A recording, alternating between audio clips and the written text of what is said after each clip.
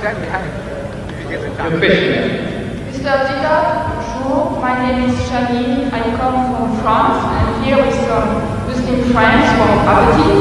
And my question is, what would you say to a person who doesn't believe in any religion? Or you prefer, what would you say to his question, to believe or not to believe?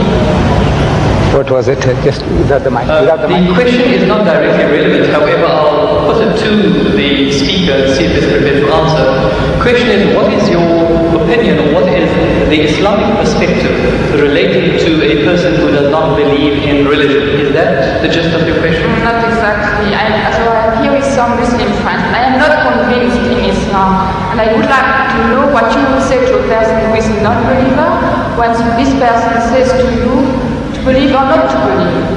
Oh, yes, alright. If one is questioned by a non-believer, and the question is, what do you say about believing or not believing? What is the Islamic perspective? You see, there is a person who, every person ought to believe. He believes in something, right or wrong. There is a type of person who doesn't believe. He said, I don't believe that there is God. He says, I'm an atheist. Or the guy says, I'm an agnostic. Now, each and every one, according to religion, whether any religion, you ought to believe. You ought to believe. If you don't believe, then you are a non-believer. You are against the laws and commandments of God. So as such, you will perish. That person who says there is no God, he is going to perish. The one who says I don't care whether there is or there isn't, he is going to perish. Or you have the wrong concept of God, also you will be punished. According to your understanding, your capacity, your opportunities. There is a type of person who might not have heard the name Jesus. Will God question him? It's unjust, it's unfair. The lunatic, the child, will God question him? Why didn't you believe in my son, Jesus? No. Why didn't you believe in Muhammad? No. You see, each person will be judged according to his understanding, according to his opportunity, his know-how, and the message having reached him or her. So as soon as the message is delivered to you, and you can see the truth, but for some worldly reasons, maybe to please the family, please my people, please this, please that, you said, no, I will not accept the truth. In other words, the person has already been judged in that case. There is no hope for such a person. But there is a type of person who might be ignorant and had never had an opportunity. Like the South Sea Islander. Let's say he never heard about Jesus, he didn't hear about Muhammad, he didn't hear about anything. But he was leading a life according to his norm, according to his standards. God will judge him according to his standards, not according to the Bible, not according to the Quran. So every person will be judged according to his opportunity and his understanding.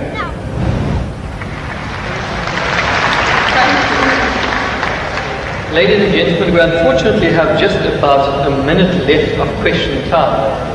All good things have to come to an end, so we can only accommodate one further question.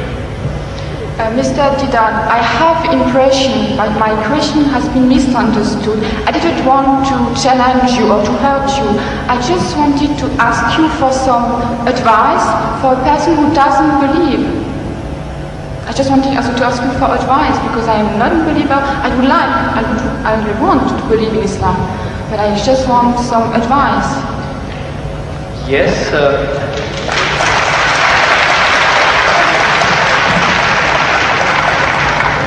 do you not feel that there was sufficient advice? Did you require further advice? Yeah, because I didn't have the impression that my question has been really understood. So you want to know what the bases are, or what the reasons are for a person to actually believe in one God?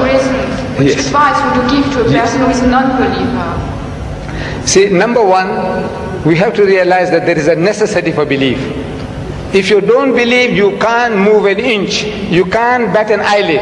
We believe. The very fact that you believe that if you come there, stand before the mic, and when you utter the words will reach me. If you didn't believe, you wouldn't have taken that step. If you didn't believe that you will be visiting this hall and listening to a lecture, you wouldn't have come. So belief is fundamental, is basic to any move that you make. Now, without belief, believe in what? That there is a creator. Number one, that somebody made this machine. Man, woman, he made it. And that this machine is not given without instructions. Every machine carries with it instructions. Never mind how simple that mechanism is, you get instructions. Your washing machine, your hair dryer, your motor car, anything, everything, you need a book of instructions. This most complicated mechanism, the human being, created and left without instructions? Who says no, he has to be given instructions. And God Almighty, we believe that there is a creator, and this creator through his messengers, one of us, he has been conveying those messages to us, directions, instructions to us. Whether those instructions remain in the pristine purity or not, that is something that is now debatable. But the instructions were given, and it is through those instructions alone can man find ethics, can man find morality. Without these instructions, there is no ethics and there is no morality. Man, being an animal by nature, he will behave like animals. It's only because you believe that there is a creator, and this creator said that thou shalt not marry your mother, you will not marry your sister, you will not marry your daughter. We say we believe, we believe, we believe. You say no, I don't believe, then the person is nothing better than the animal. See, the dogs and pigs, the way they behave, he said, well, I behave just the same because I'm an animal also. So you have to believe. But now what are you going to believe? Where is the source of that belief? Instructions which is not contaminated, which is not spoiled.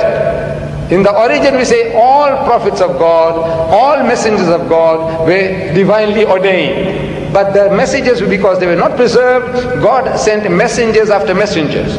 Messengers after messengers. This is his way to rectify his creation.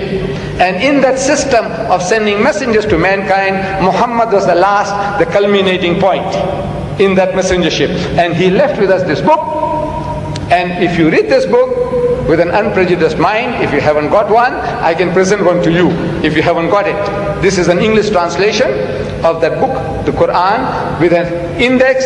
Anything that you want to know about God. Open G, God, more than 140 different references. That you say, I can't believe in God. So he reasons with you. This God of the Quran doesn't say, I'll fix you up and I'll twist your nose and I'll put you pull out. No, no, no. He says, Awalam yara allazina kafaru. He said, how can you not believe in God? This is Kaifa takfuruna billah. So how can you not believe in Allah? Wa kuntum amwatan, seeing that you were non-existent, you were dead, and He brought you into being. Thumma yumitukum, and will cause you to die. Thumma yuhyikum, and He'll bring you back to life again. Thumma ilayhi turja'un, and to Him will be your return. So if you start reasoning, and you see how true the statements are, that you were non-existent. You, I, everybody, non-existent. The men of science will tell you that this earth was a molten mass. Billions of years, there was nothing on this earth, no life. The thing was all boiling, boiling, boiling. And the vapors went up and came down, and the vapors went up and came down, and over a period of millions of years, it started to cool. And then life started to germinate, and so on and so on. So there was a time when mankind was non-existent, and God brought you into being. Very true. And now you're going to die. But that is not the end. That there is something in you which is other than the body, that real you. Now that real you, which is the driver of this body of yours, will be made to account for your actions. It's only natural that this person, like Hitler, look, he got away with it. He incinerated 6 million Jews. On account of him, 40 million people died in the Second World War. He's just going to get off scot-free? If he says, no, I don't believe, and there's nothing there on the other side, that means he's free, finish. No, no, no. He will have to account for his deeds. Everyone will have to account for his or her deeds. It is a natural, sequence of our attitude and behavior. And this book explains all that. If you haven't got one, this book is yours. If you haven't got one. You got it?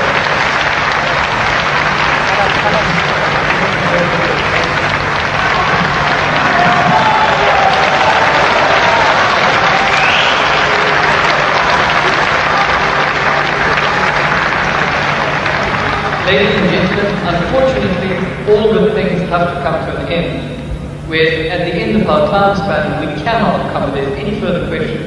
Whilst we'd like to thank